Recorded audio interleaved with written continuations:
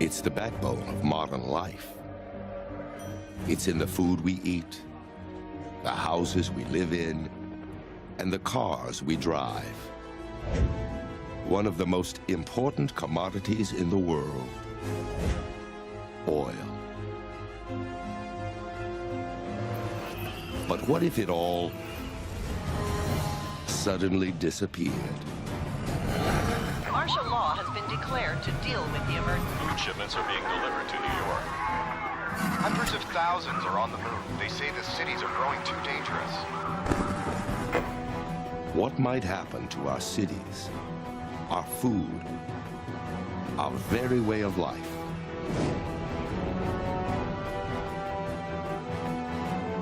Today, our worst nightmare begins. Today, the world runs out of oil.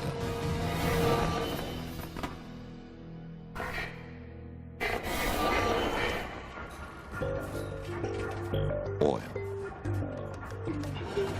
For 150 years, we've been extracting it from the ground. It's the easy, economical fuel that makes the modern world possible. California, the Kern River oil field, a black underground pool that contains more than 500 million barrels of oil, enough to fuel America for 4 weeks. 1 minute from now, it's all going to disappear. Around the world, the same thing will happen. From Saudi Arabia to the North Sea to the massive tar sands of Alberta, Canada. All the oil that drives our cars, flies our planes, powers our factories, even the oil below the ground, is about to vanish.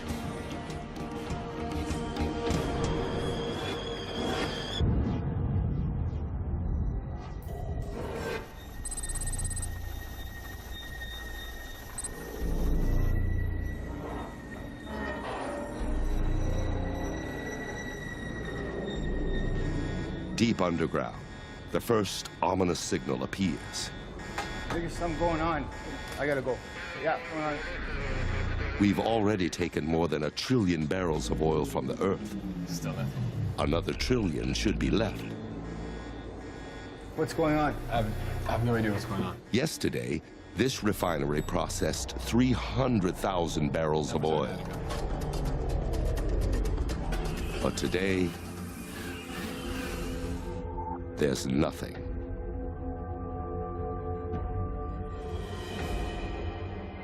It's a crisis some predicted.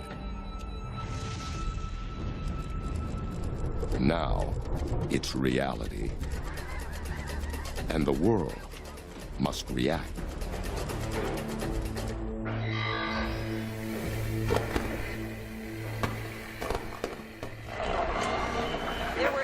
Of 1 trillion barrels of accessible untapped oil, but scientists are now confirming that it's all gone. Around the world, from Saudi Arabia to Alaska, the oil below the ground has disappeared. Oil companies say as much as 20 million barrels is left at their refineries, but Companies say it's not just our supply of gas, but diesel fuel, lubricants, asphalt, tar. All of the products that are made from oil will be severely affected if we can't find more oil. Thousands of tankers carrying millions of barrels of oil are on the move.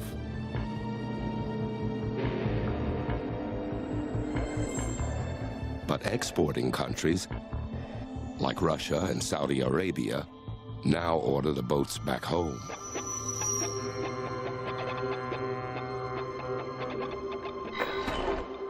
To the U.S., it's a huge blow.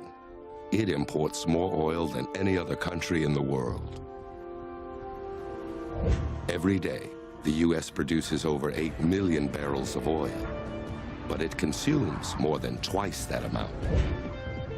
Now, we're 8 million barrels short and growing. There are reports of long lines at gas stations as people try to stock up. Expect 2 to 3 hour delays.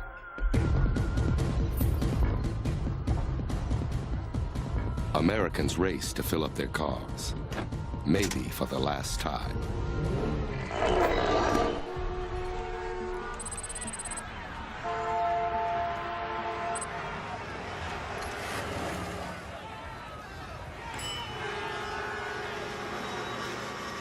In 1973, the oil embargo caused some American stations to run out of gas. But this situation is far worse. Over 100,000 gas stations across the country are being pumped dry.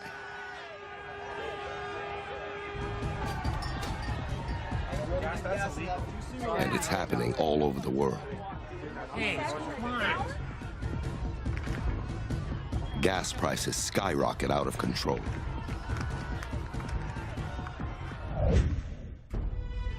Many countries have oil in reserve.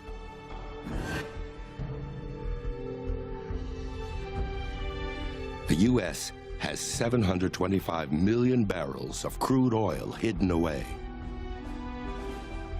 To protect what little is left, the government takes dramatic steps. Planes, trains, boats, all but the most vital transportation is shut down.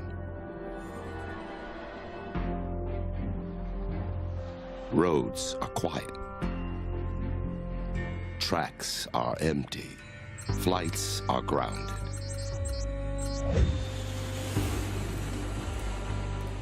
The 4 million people flying today are now stranded. And so are hundreds of thousands of tons of cargo. Airports are chaotic.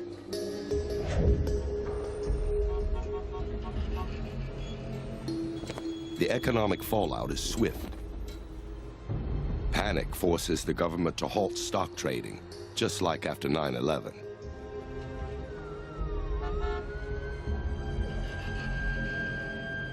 $2 trillion of oil stock is now worthless.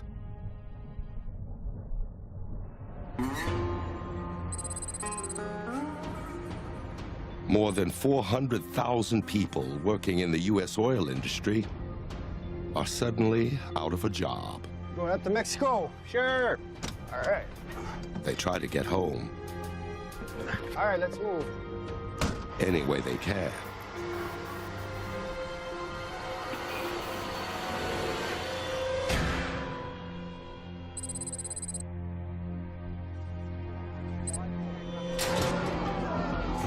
Facing uncertainty about the future, thousands of manufacturing plants close immediately.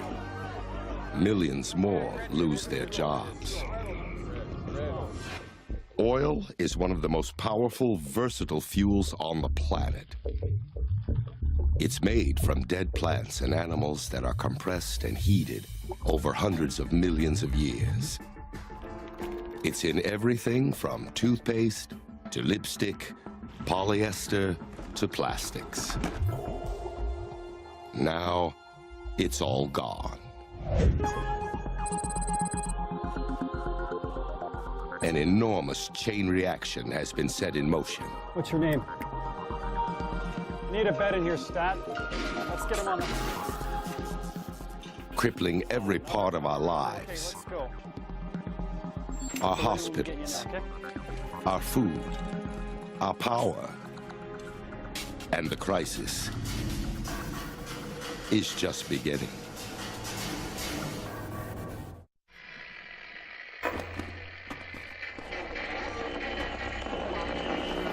Martial law has been declared. The National Guard is now patrolling downtown Washington and Los Angeles. EU leaders in Strasbourg are sending 100 million barrels of oil to England. Stock markets from Tokyo to New York remain closed. Unemployment is over 30%. It's been just 5 days since the world ran out of oil. And the most basic human needs are suddenly out of reach.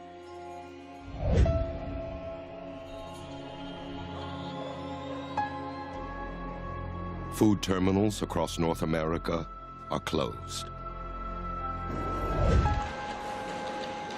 In California, Each day, 1,300 trucks used to leave the state carrying fresh fruits and vegetables to deliver to grocery store shelves across the country.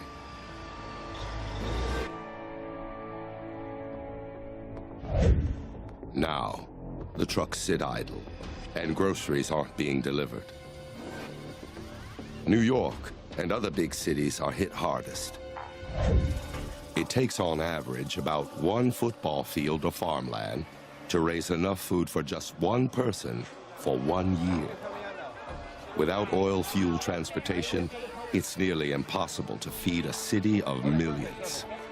A quick trip to the grocery now takes hours. Armed guards are posted at every store. Before the crisis, 30% of fresh fruits and vegetables didn't make it onto shelves because of small imperfections. Now, everything is up for grabs. Almost a quarter of our produce comes from other countries.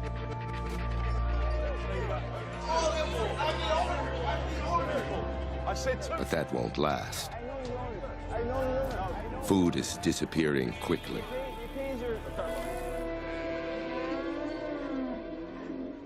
Farms have too many mouths to feed.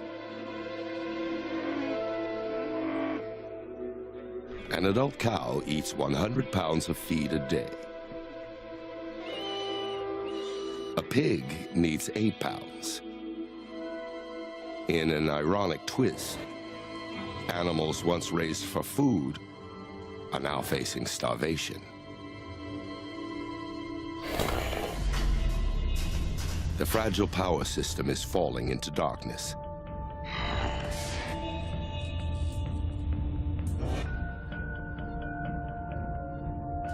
% of the world's electricity comes from coal-burning power plants. This plant in England burns coal that comes from as far away as the US.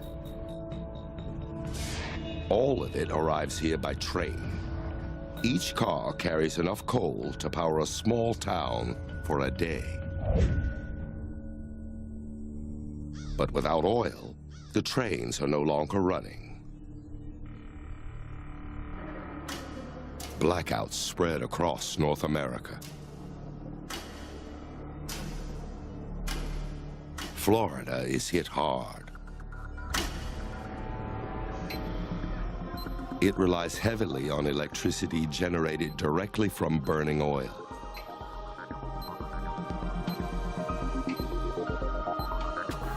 Its big city hospitals are equipped with emergency backup generators, but even they run on diesel fuel. A Miami hospital is on its last tank of diesel. There's only enough to last 8 more hours. In San Francisco, law and order is breaking down.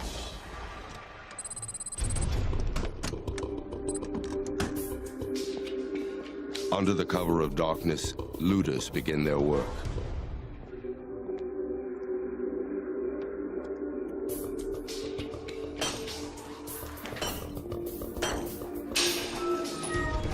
People are desperate. And they're not just looking for food.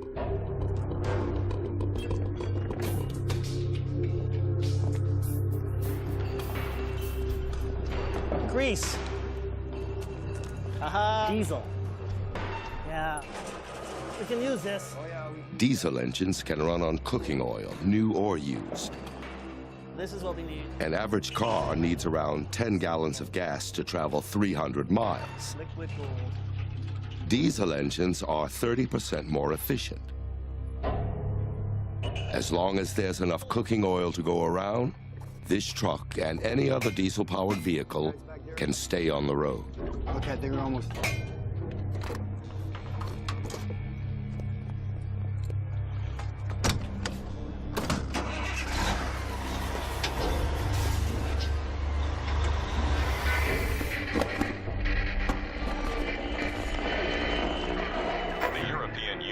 has taken control of the airports and rail lines.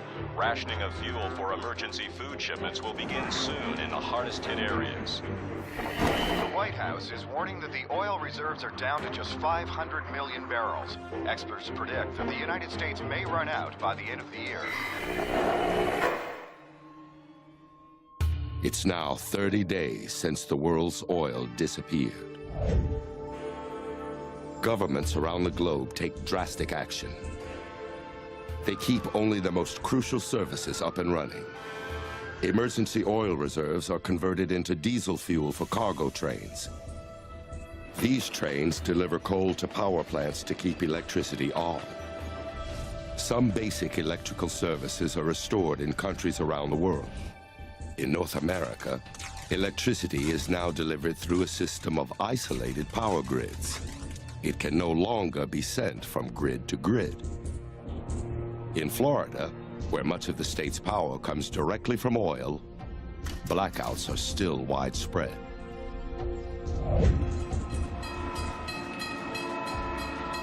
Emergency fuel gets passenger trains rolling again. But now, they're carrying food, not people. Transporting food is rapidly draining the world's emergency reserves. The U.S. only has enough oil to last another 11 months. Cars that once defined the country are in danger of becoming obsolete. There are over 235 million cars that run on gasoline in America. Imagine pushing your car for 20 miles. That's the power from just 1 gallon of gasoline. America needs cars. It's literally built to serve them.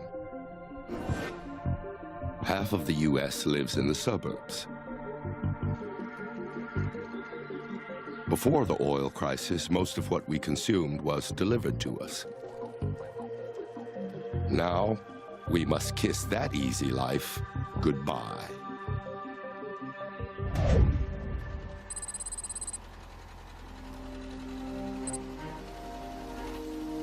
Americans are desperate for an alternative.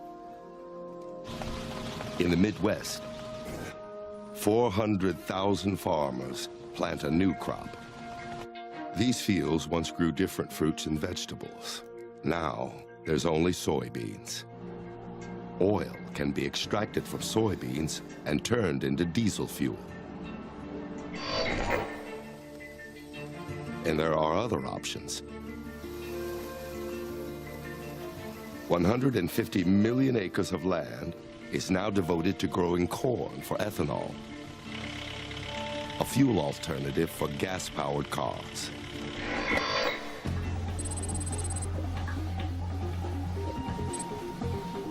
In Brazil, cars are still on the road, even without oil.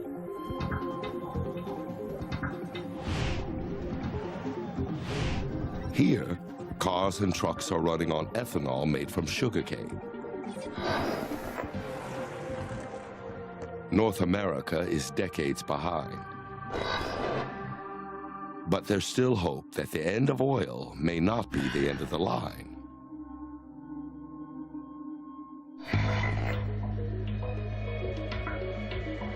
Thousands of electric cars are on the streets.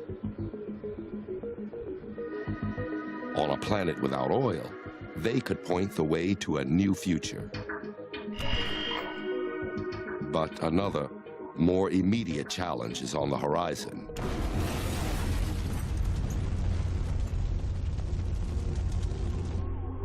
A dark and dangerous winter.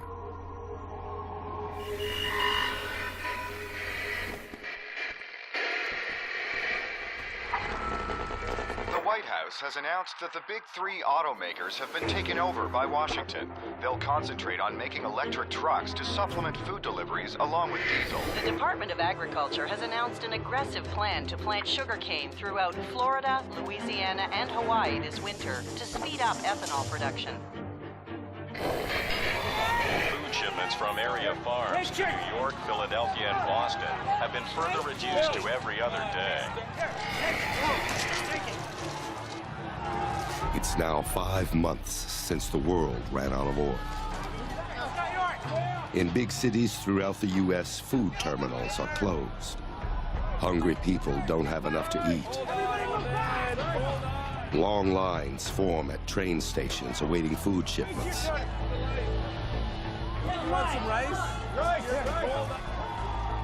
Powdered milk and rice take the place of fresh produce.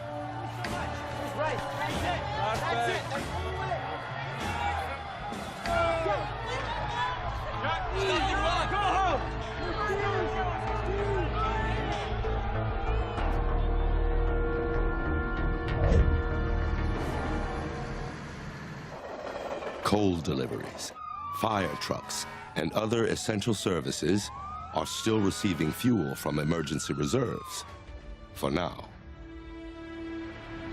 But nearly everything else is at a standstill.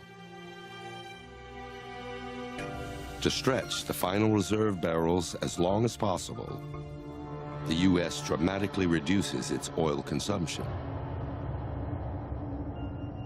Even so, in a few months, there won't be enough oil for any food deliveries at all.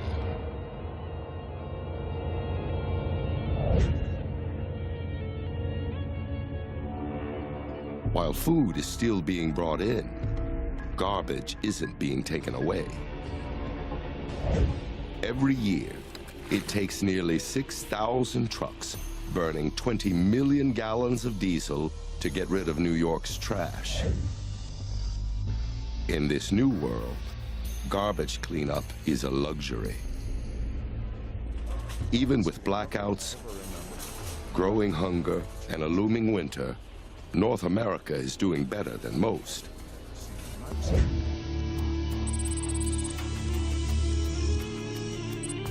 "6,000 miles away, an economic disaster is unfolding. 90% of Saudi Arabia's income from exports used to come from oil. Now, the country's economy is collapsing. One of the dwindling food shipments is heading to Japan. The country used to import 60% of its nutritional needs. Now the population of one of the world's most prosperous countries is beginning to starve.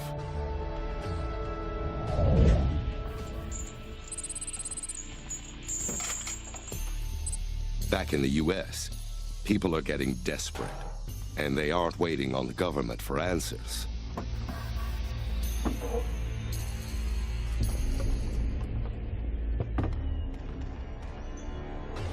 That's good. That's good.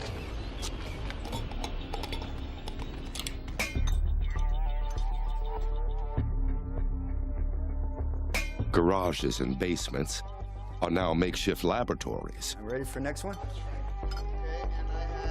where everyday citizens combine methanol, lye, and other scavenged chemicals to make homemade biofuel. Rick.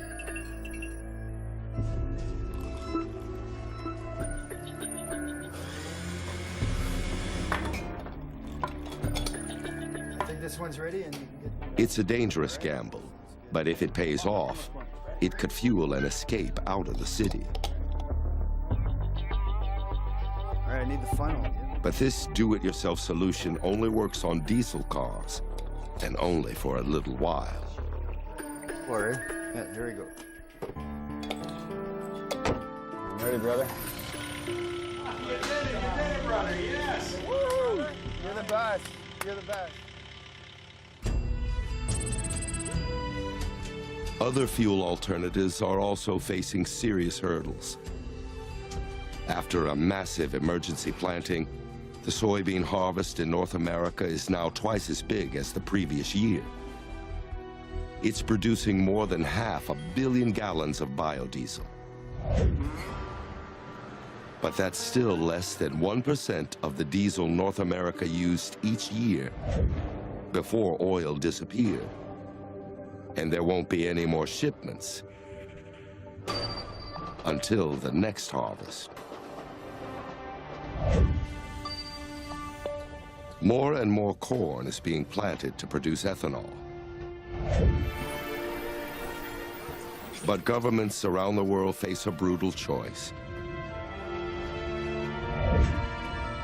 Should next year's crop be used for fuel or food?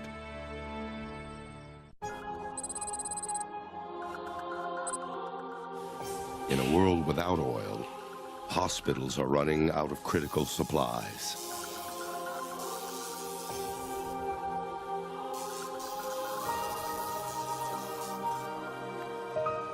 Rubber gloves, drugs, lubricants, plastic gowns, they're all made from oil.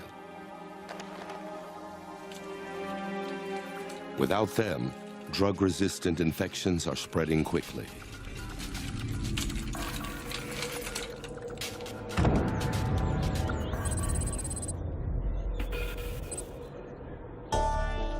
In big cities, some families are managing to survive. But things are taking a turn for the worse.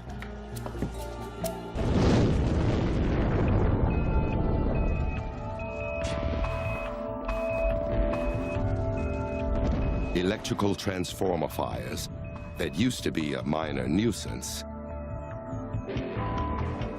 now spell major disaster.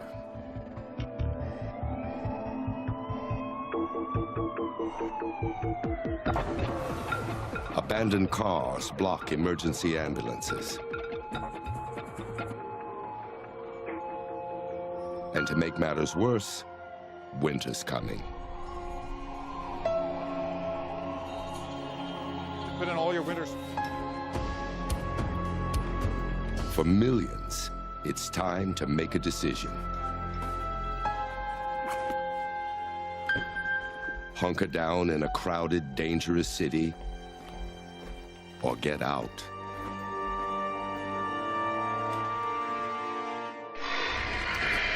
The exodus continues. Across America, people are fleeing the cities. It's being called the Emergency government transport. By foot, by sled. However they can, they're getting out. As the temperature plummets, hundreds of thousands of people are leaving. New York, Chicago, Detroit. They're heading Throughout Europe, the destinations are Spain, Greece, and southern France. All are being overwhelmed by desperate immigrants trying to escape numbing cold.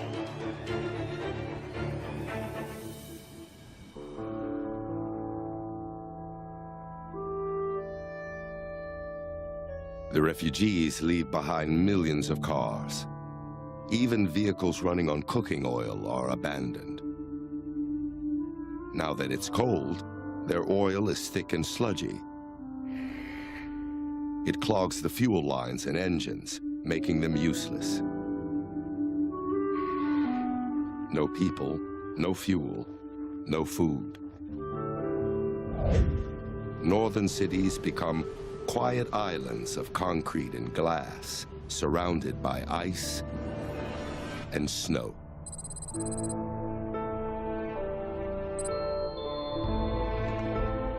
Most people head south, There's some, all right? but some flee further north.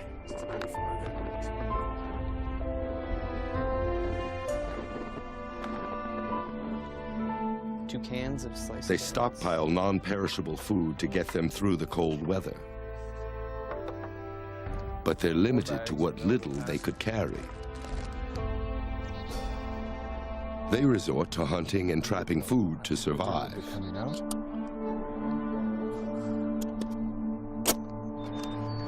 An adult male needs about 210,000 calories to get through the winter.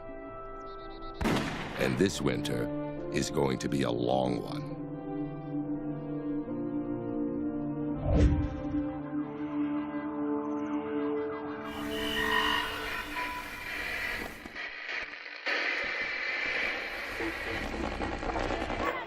It's a famine worse than the mid-1980s when 1 million died. Experts believe the death toll could reach 20 million. The government has announced the emergency oil reserves have fallen to less than 250 million barrels. 2 of the 4 installations are... It's 1 year since the end of oil. The U.S. is increasingly isolated. West Coast ports that used to move nearly 2 million tons of material a day are now eerily silent.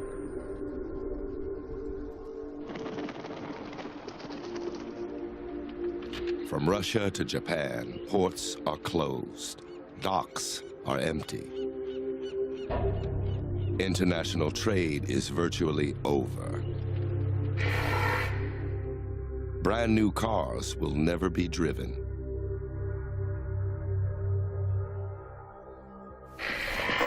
The world's military is defenseless against the oil crisis. The U.S. Department of Defense used to spend nearly $180 billion a year on oil, making it the country's single largest consumer of fuel. Now, its tanks and planes sit empty. They're simply too expensive to run.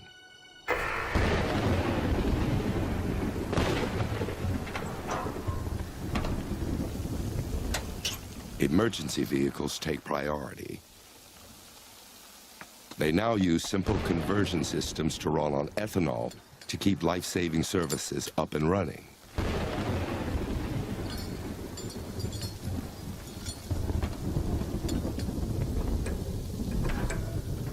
Let's go!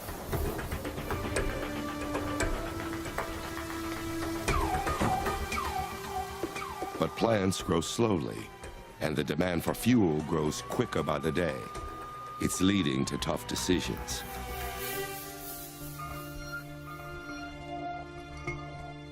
The U.S. has turned a record 40% of its corn crop into ethanol. But more corn in the gas tank means less corn at the kitchen table.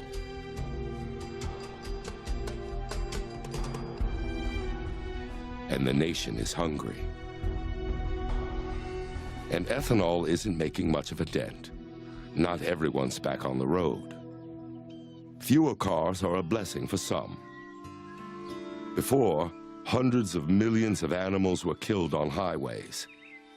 Now, populations of moose, deer, even frogs explode.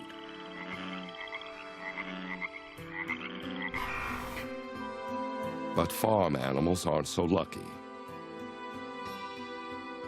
Farms no longer get deliveries of feed. Farmyards are abandoned. Hundreds of millions of cows, pigs, and chickens die.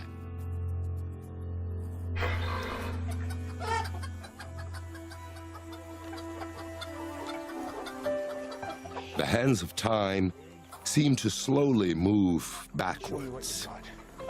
As factory farms collapse, many people return to a simpler way of life. They're left with no choice but to eat what they can grow. Global food production is now increasingly local. Farms spring up in empty city lots. In suburbs, families plant whatever they can.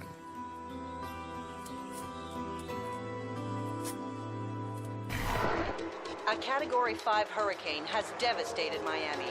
Thousands are feared dead. When Katrina smashed into New Orleans in 2005, the cleanup continued for years. But in Miami, there's no fuel to rebuild. Without oil, there's no bouncing back from disaster. The influenza outbreak continues to rip through America. Los Angeles, Miami, Houston, all are still struggling. Quarantine zones are being created. The Center for Disease Control say the death toll may be as high as 200,000. I think this is clear. It's Caleb. Hang on. Hospitals are in high demand, but nearly impossible to reach. Come on, Ian. Some people have saved gasoline for an emergency trip like this. But there's a bump in the road. Hoarding gasoline doesn't work. The chemicals that once kept it fresh now degrade the gasoline. After a year, this fuel goes bad. What's going on? Run.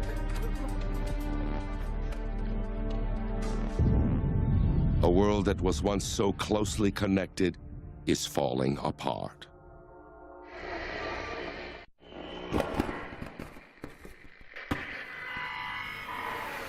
The price of lithium, needed for thousands of electric batteries, has soared again, as much as 300%. The abdication of the Saudi royal family is a shock. Immigration unrest in Spain and Portugal. New York has declared a state of emergency to deal with a chronic food. It's a migration that's never been.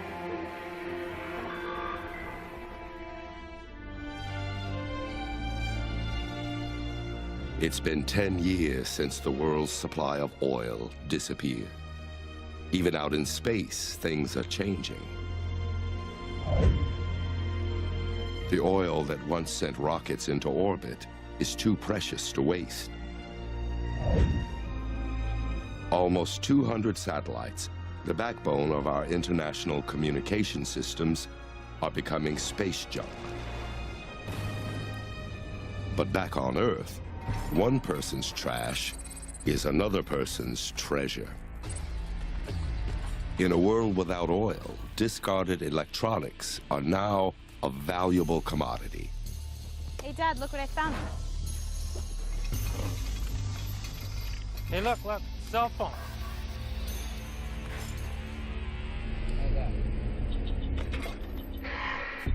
A ton of used cell phones contains almost 10 ounces of gold, nearly 300 pounds of copper, and over 6 pounds of silver, vital materials in a world where trade has stopped. Hey, Dad, I think there's some gold in that. Oh, yeah.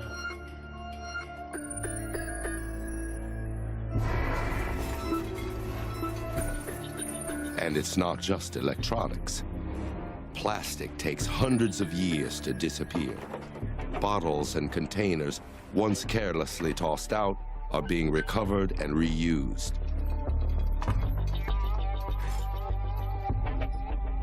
People are recycling in ways small and large.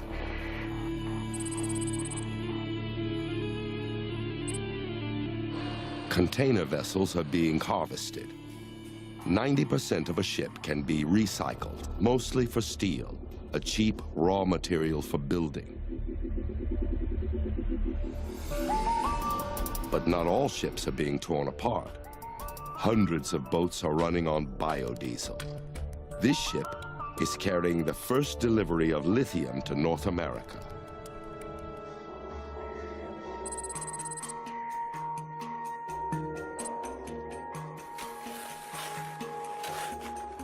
The lithium comes from Bolivia, where it's mined from the country's salt flats by the ton. Lithium is the main ingredient in the most efficient electric batteries, and the world is hungry for electric alternatives. Bolivia's industry is booming. On a planet without oil, Bolivia is a superpower, the Saudi Arabia of the New World Order. But there still isn't enough biofuel to completely restore world trade.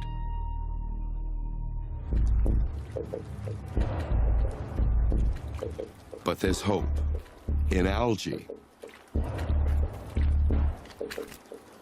Algae can be processed into oil and produce 30 times more energy per acre than other biofuels. It's completely renewable and requires very little fertilizer. 10 years after oil, 10 billion gallons of biofuel made from algae are in use. But that's still not enough biofuel to get us back in the air. Commercial flying for cargo and for passengers is still way too expensive. 34 million passengers used to come through this airport every year. Now, it's silent. Other transportation is filling the void left behind.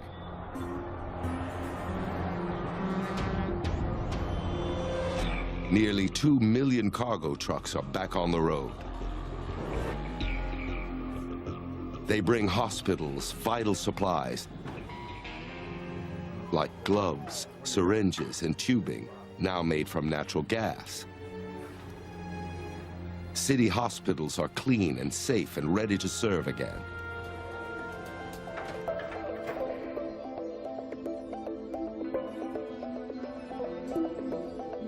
Back home, the modern house has gone through a revolution.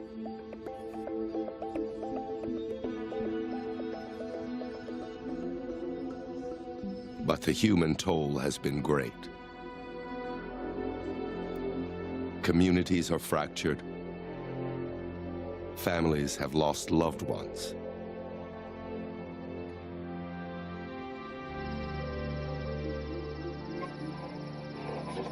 Experts warn that the levels of natural gas are dropping, and there are also warnings that we're rapidly consuming the global coal reserves. The coal... That's better. Yeah. The world is struggling to find a new balance, and it could take decades.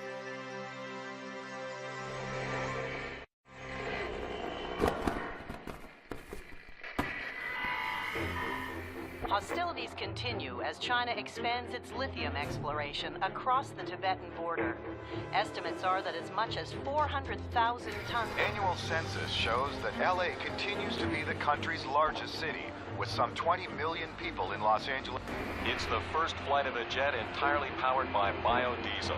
The company says it's planning 6 transatlantic flights a year. It's been 40 years since the world's supply of oil disappeared. The skies are noticeably cleaner. No more oil-based jet fuel. No more car exhaust. No more factory pollution. In Canada, the US, and Mexico alone, 3.5 billion tons of toxic pollutants have vanished every year since the global oil supply ran dry. In North America, people are venturing back into northern cities. They're transforming the ruined roads and buildings. Abandoned apartments become greenhouses. People are farming in downtown New York.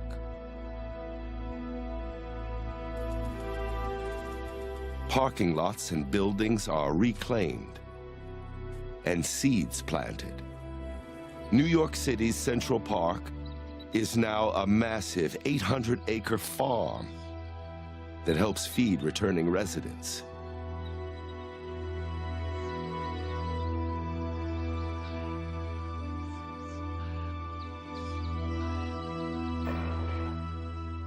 The days of mass food delivery to the suburbs are over. Stores are abandoned and forgotten. Gasoline is completely gone. The emergency oil reserves are empty. There are a few cars left on the road, but they're much different than before. Average cars used to weigh 4,000 pounds. New vehicles are much lighter. Their bodies are no longer made from metal. They're made from lighter materials like carbon fiber instead. And they're powered by electricity. Help me, man. Oh, it's right there. But these cars are pricey, and the lithium to power their batteries is still in short supply. Large fleets of container ships and trucks are moving again.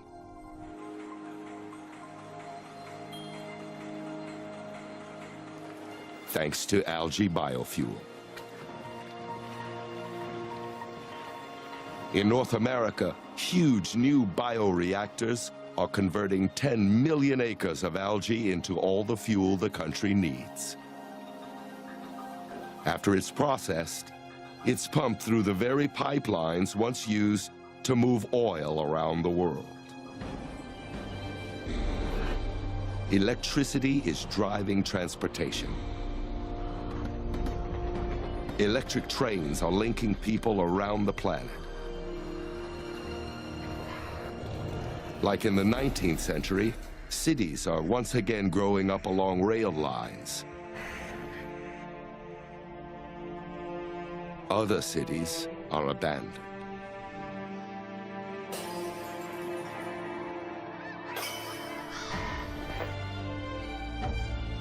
Oil fueled an enormous boom around the world. In just 150 years, it allowed the world's population to double, then triple. Food production exploded. World trade expanded. It was a wild ride, but someday it had to end.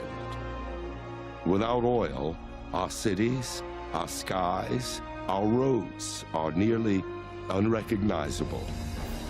Now, society has a second chance to reimagine itself after oil.